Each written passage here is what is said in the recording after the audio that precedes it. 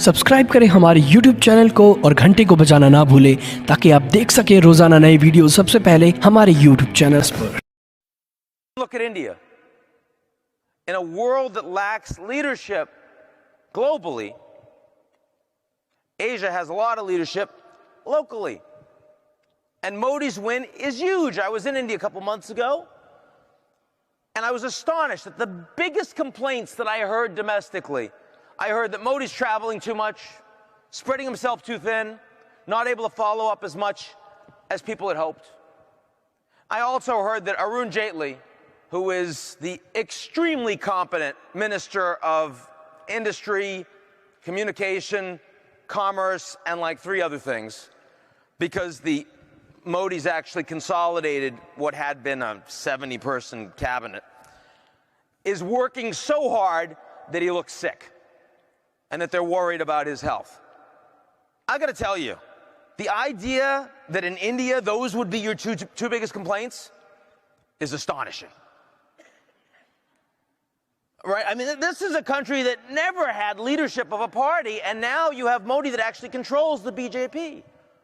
This is a government that actually shows up for work.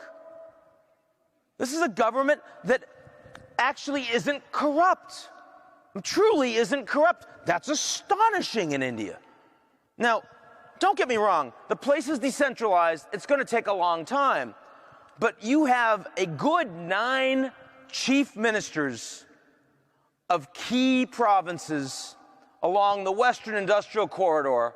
So it's Maharashtra, it's Modi's own historic Gujarat, you look at Hyderabad, you look at Bangalore, and these are places that are aligned with Modi, and they are implementing policy, and they are going to take off. And that's exciting, because India has been such a disaster story for decades. So you look at major economies in Asia, and despite all of these geopolitical tensions, it actually looks pretty good in the near term.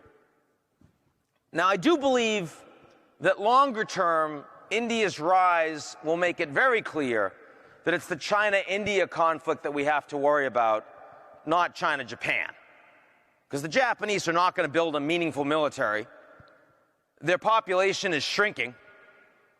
They're not competing with the Chinese economy, and they won't be over the long term. They're at very different stages of development. They just hate each other historically.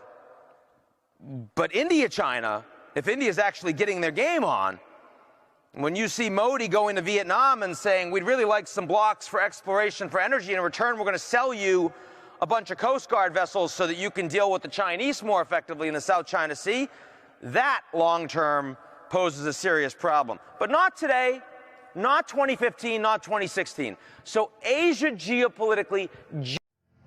दोस्तों, अगर आपको ये video पसंद आई तो इसको like करना ना भूलें, इस चैनल को जरूर सब्सक्राइब करें और हाँ, बेल आइकन भी जरूर दबाएं।